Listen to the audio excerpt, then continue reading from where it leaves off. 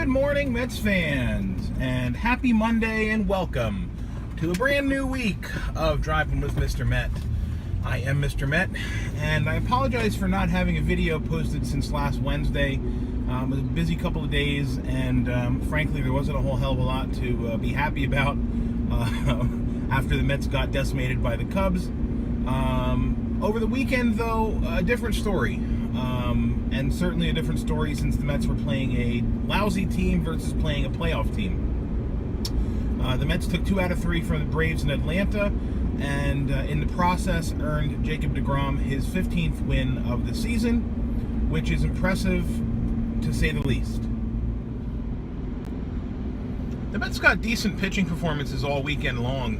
Montero on Friday, deGrom on Saturday, and Gsellman yesterday. All pitched very well. And again, it's not saying a whole lot since they're facing the Braves, and the Braves are terrible.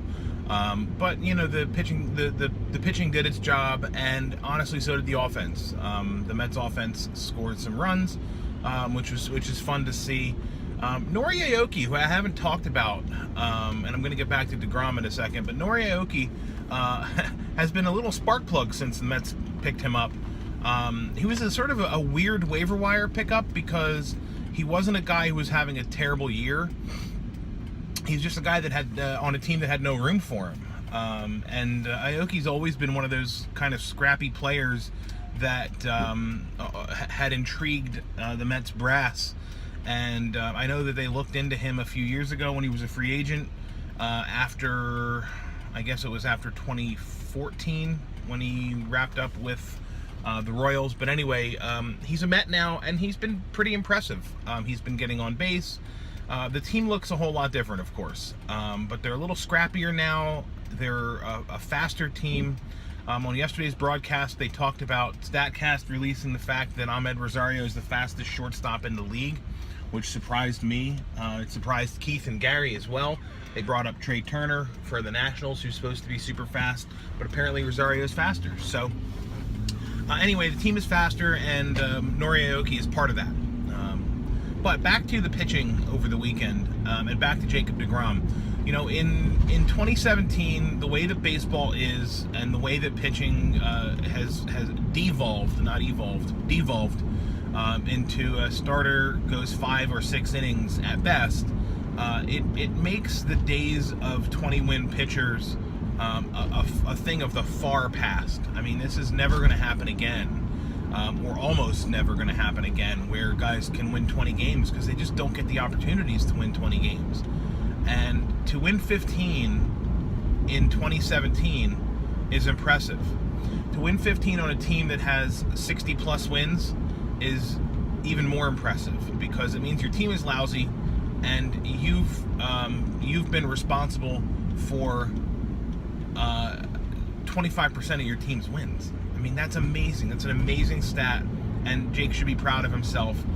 He set his career high in wins. He's going to eclipse his career high in innings pitched, or he has rather eclipsed his career high in innings pitched, and he's going to break the 200 innings plateau either in his next start or the one after that.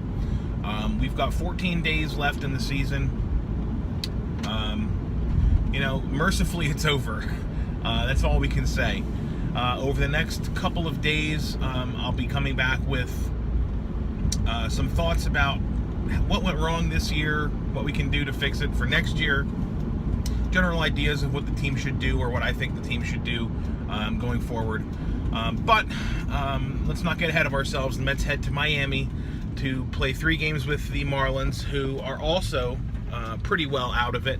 I don't think they're statistically eliminated from wild card contention, but they're under 500. There's no way they'd have to win out, and Arizona and Colorado would have to lose, and I mean, everybody in front of them would have to lose out. So another team that's pretty well out of it for this year's playoff contention. So it'll be 2 more loser teams facing off tonight in Miami. I'll be interested to see Giancarlo Stanton. I'm so impressed with him, and I love his comments about the number 61 still being the milestone that he's chasing. I think that's an awesome thing for him to say, especially because he's a prototypical slugger. and he doesn't look at Barry Bonds' tainted record as the record. He still holds 61 in the highest regards, which is so cool. So anyway, that'll wrap it up for today. I'm interested to see, as I said, how the Mets fare tonight, particularly how Matt Harvey fares tonight. He'll be on the mound after a pretty decent last effort. So we'll see what happens with Matthew this evening. That'll wrap it up for today. Thanks again for watching. I appreciate it as always. If you're not already doing so, you can follow me on Twitter at Mr_Met. And as always, let's go Mets.